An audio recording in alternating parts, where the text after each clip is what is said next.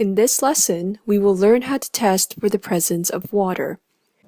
There are two main tests for the presence of water.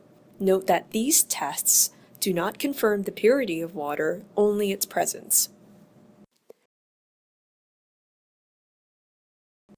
The first test involves the usage of anhydrous copper 2 sulfate, which is an off-white solid. The term anhydrous means without water.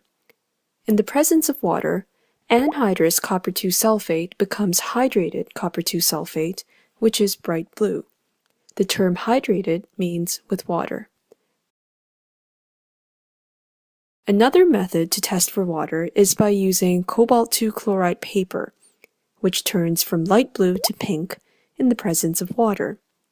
The same concept seen in the copper 2 sulfate test applies to the cobalt 2 chloride test. The anhydrous form of cobalt 2 chloride is light blue, whereas the hydrated form is pink. Did you know that cobalt 2 chloride has been used as invisible ink?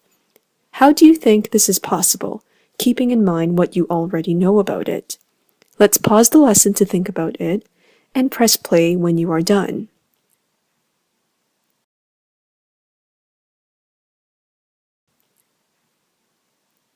A dilute aqueous solution of cobalt 2 chloride would be very light pink.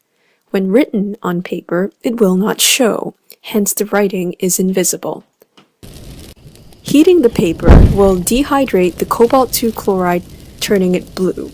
This has been used throughout history to relay secret messages.